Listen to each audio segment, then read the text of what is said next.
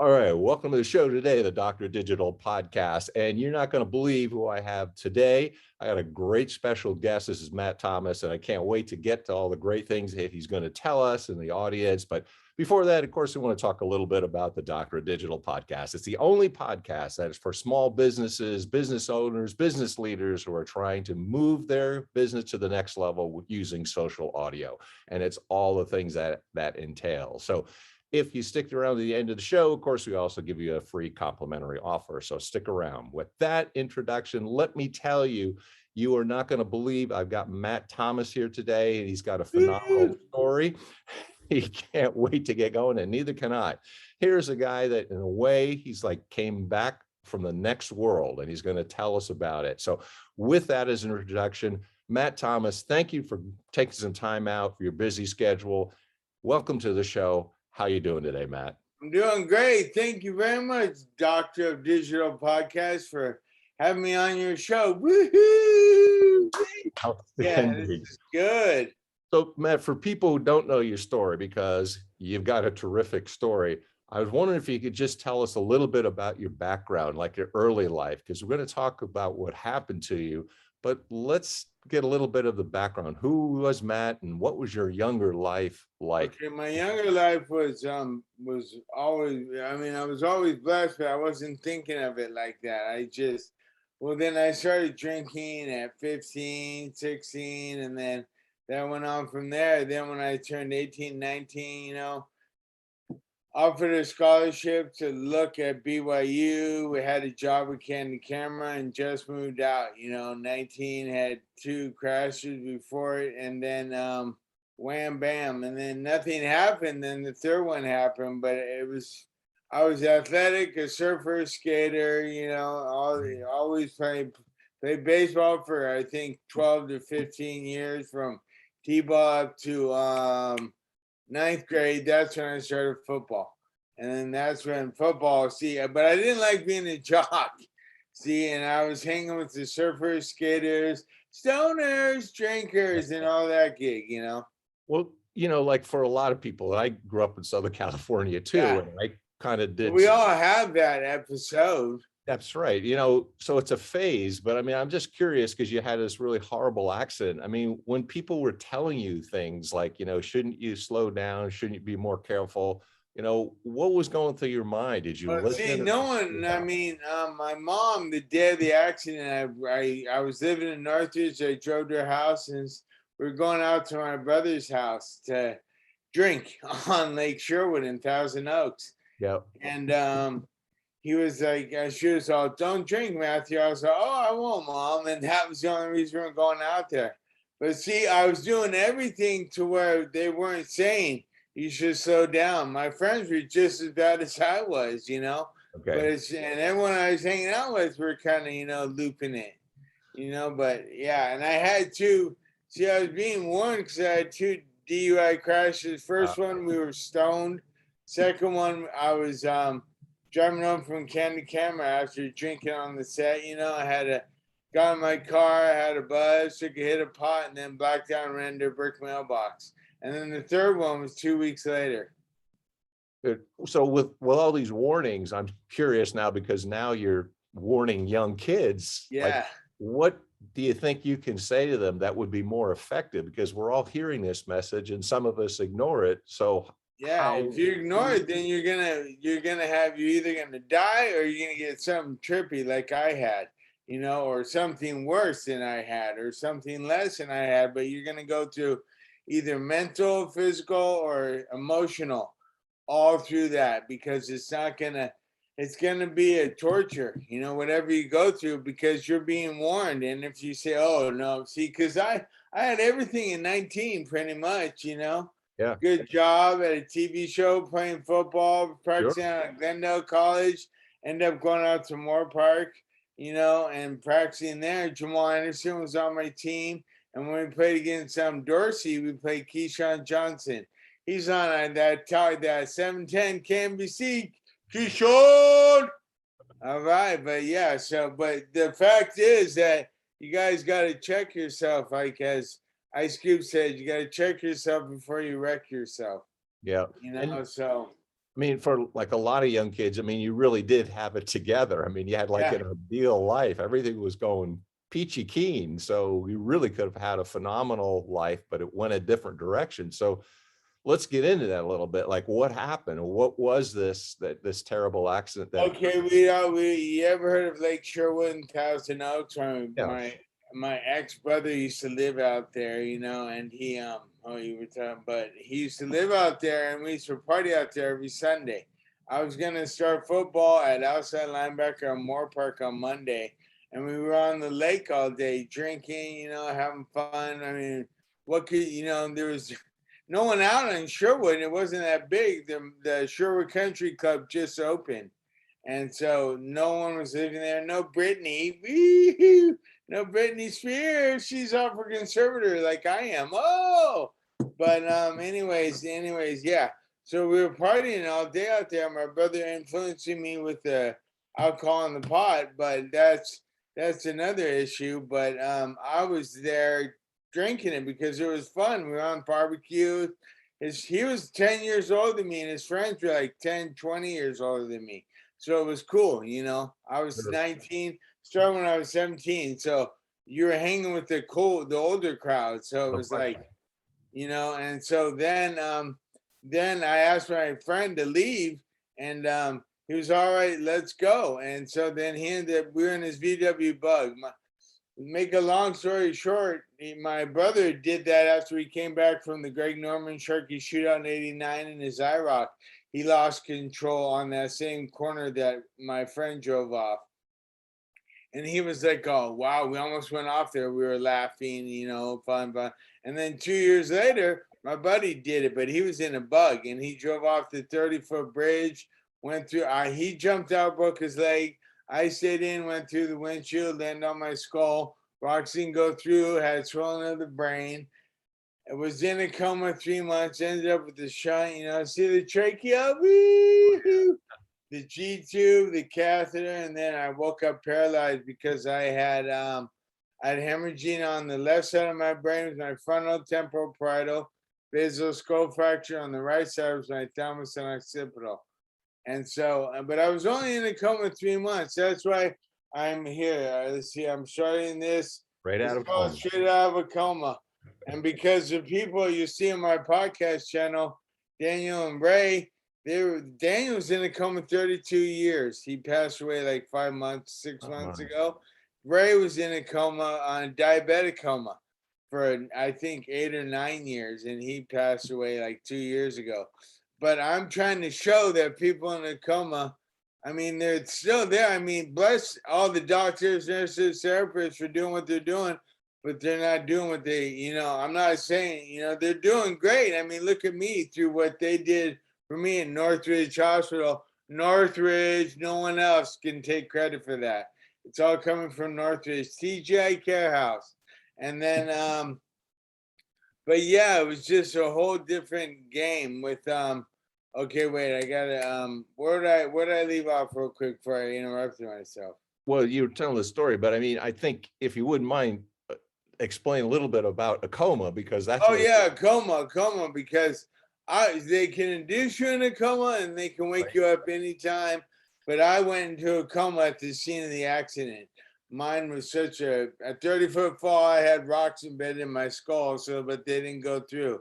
And so it was all crazy like that, And then how it's crazy because when you're talking, your hearing's the last thing to go when you're in a coma. So that's why you gotta always keep talking to them, always keep, telling how great they are, just doing everything that you can do to get them out. And that's why, and I've had, when I've been in, thank South Coast Global Medical Center, thank them for letting me volunteer there for 10 years, and Eileen and Elizabeth were the nurses that I used to take the students around with at North Orange County RP nursing school. But I don't know about that. Through the pandemic, though, boom. But anyways, they it's just you got to treat them like normal people. Got to talk to them. Got to wait for their answer. And if they don't answer, just ask another question. Don't be all you got to be real with the whole situation that's going on with this. I mean, yeah, they're not responsive to you, but they are listening. It's a whole deep thing, you know. That's what I was curious about, because most of us haven't experienced a coma. So you're a person who was in one and came out. So what you're Yeah. saying is you got to keep reaching for a person and hopefully Yes, they'll yes, respond. Yeah, yes. okay. Got to give them their shots, and because when I'm in there, I'm singing like I was playing Zeppelin, all these different songs in there, and then they're trying to sleep. I'm home. And what do they do all day? You Yeah. know, it's like you got to give them I don't know, stimulation. You got to Mhm. just keep Stimulate them. stretching, keep talking, keep telling you love them, and I learned that from because my mom was always there, and I said when I got out of the hospital,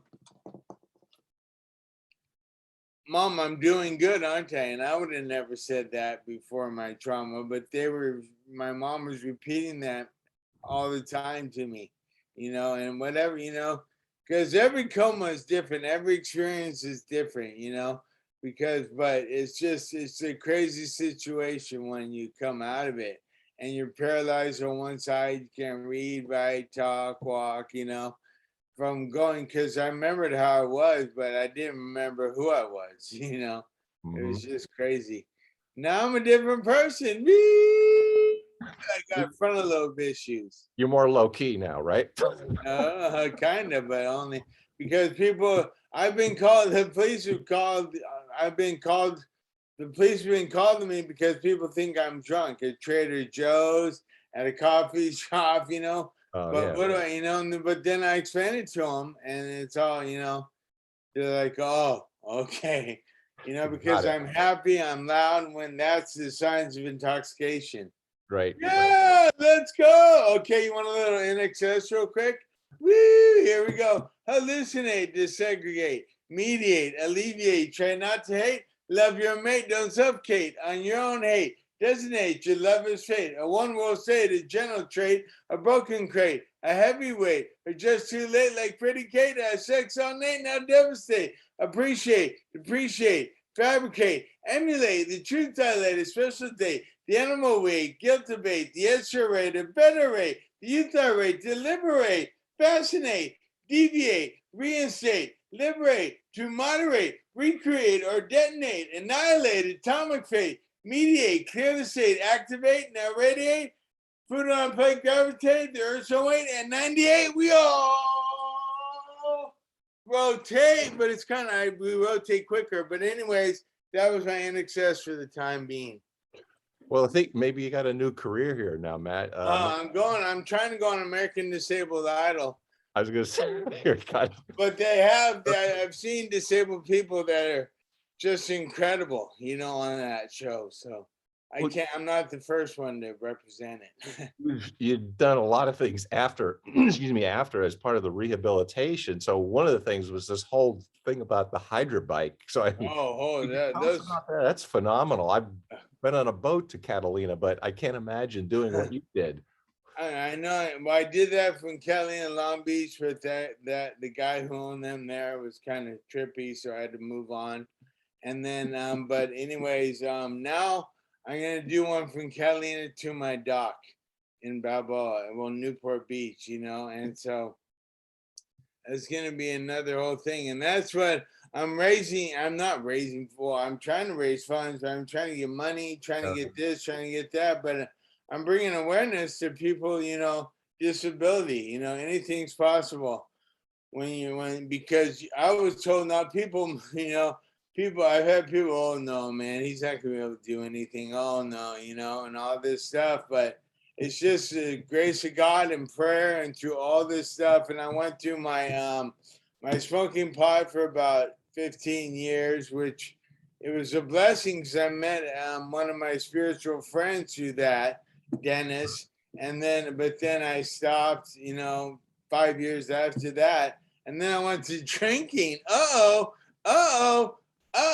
do that. But see, and then I made a deal with my mom. If I drank, I would go in the sobriety house. And that was and I did that 3 different times. See, like, look at my left eye. Oh, dilated because I had my third cranial optic nerve on the right side had hemorrhaging. I know, and I had the whole. You familiar with the cerebral cortex, right? Yes. That's your thinking, perceiving, producing, and Sure. understanding language. And I had frontal, temporal, parietal, occipital lobes all had hemorrhaging, and that's your cerebral cortex, plus the thalamus, which relays all the messages that we take to your cerebral cortex, and that had hemorrhaging too. Woo! Because I don't do dope, but I'm dope, not a dope, but I'm doper than anybody tries to cope. Whoa! Dig you do? You know, it's kind of fun, but hey, let's see. There's let me see. There's one more. Stop what you're doing, because I'm about to ruin the style and the image that you're used to. Okay, but let's. Okay, sorry. Okay, you want to ask me a question? See how I talk too much, but I never should. Well, one of the things I was curious about, and I think you're kind of leaning into it. You've got this notion about the coma dentals. What is that? And tell Yeah, coma dentals, because I've been through a coma. I've been doing great after because I put in the work. I have been lazy about doing the work because I've been to places where the person uses the head injury for why people are not recovering, you know, and then he tried to get, you know, it's a big story. He's a, and we have hypersexuality. He had it too, but he had different wives, different. But that's a long story. He'll get shut down for that or whatever. But that's later on. But anyways, I had to keep moving forward through. I'm praying all the time, you know, for through the grace of God that I was able to, you know, because this hand used to be in a fist, and this is 30 years after it, you know. See how this hand's pretty Okay. cool, dynamic, and Yeah. this one's slow. But the comedentials, you know, see, because my pictures on my website and all that stuff are beautiful, and that those were my comedentials, because you see how people have credentials Yeah. and they have their things on the wall, their certificates. See, they go to their residency for 2 years. I'm still doing my residency, man.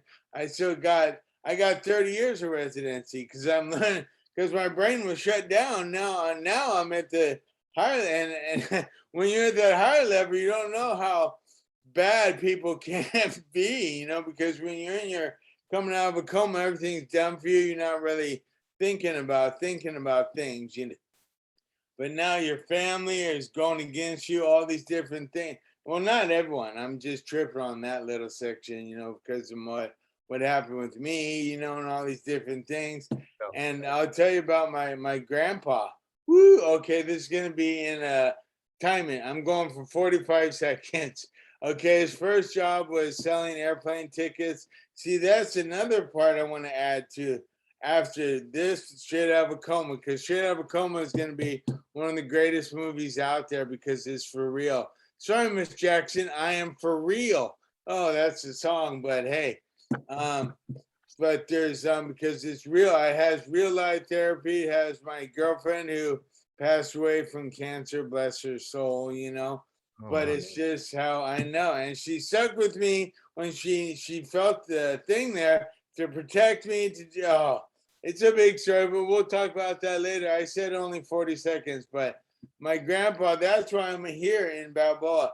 He his first job, he was born in 1906. So when he was 20, he was selling airplane tickets for Charles Lindbergh in St. Louis for barnstorming. Then he went to Walter Beach with Beach Aircraft, designed, built, and flew that plane.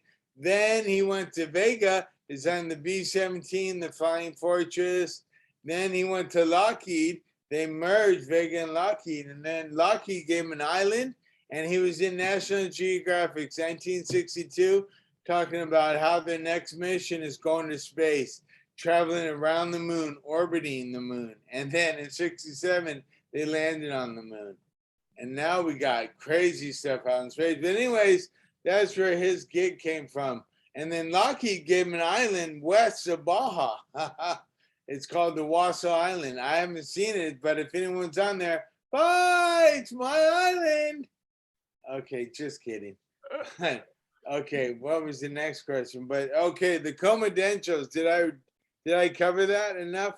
Yeah, and I think that's what we're curious about is how and what you're doing now. And I was very curious if you could tell people the kinds of things that you're doing. Because I mean, you mentioned the movie, you've got things going on. What's kind of like your next project, or where is Matt going now? Okay, I'm going because I want to help people. I want people to notice that I mean, because I have such a heart for the people in a coma because I've been in it and I know how tragic it is. And I mean, it sucks that they're in there. Anybody, it's anything's bad, but because I was blessed to come out of it to be able to move forward even strong because I'm not giving up. I'm not having people tell me, oh, your injury is so bad, you can't do this. But I've had doctors tell me that.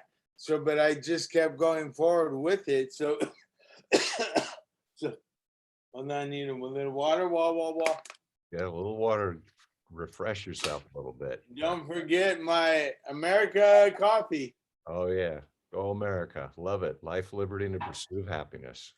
Oh, say, can't you see that in my movie? Me singing on the bay on the hydro bike. It's fun. It's fun. You can dig it. But yeah, the movie with that, and then I'm gonna because this movie can branch off to all other types of things, going on. My speaking, I'm boogie boarding now, and see Kelly Slater. Check yourself because I want to be able to get the disabled people out there. But if not, I want to just ride in his wave pool. Kelly Slater, you got a wave pool. Set it up, man. I've been trying to get to you, but you haven't responded to me. So hopefully you're listening to the Doctor Digital Podcast. Mitch, man, GM. Woo-wee. Okay. You got so many things going on, and I'm really looking forward to saying that straight out of a coma. How Yeah. would people now that they know a little bit about what you offer and some of your services and what you do and what you're all about, how would they get in touch with you? What would you recommend? Okay. Why I gotta reel in my fishing line, huh? Yeah, sure. No, you can go on my website, positive-matters.org. My YouTube, my YouTube channel, which is Matt Thomas Coma Dentals, or just put Matt Thomas Coma because if Dentals kind of doesn't figure that out. But then we got yeah, and then you can find my phone number, you can find my emails, you can find I had to get more storage on Google. That was a little episode. Woo, Google's making bank on that too. Get more storage, $1.99 a month. That's crazy. But yeah. And so but yeah, that's how you can get a hold of me. Either you can contact Joel Pipes, and he's one of the guys. And I gotta thank Kyle for setting this up. Joe Pipes, my lawyer, for doing all that stuff.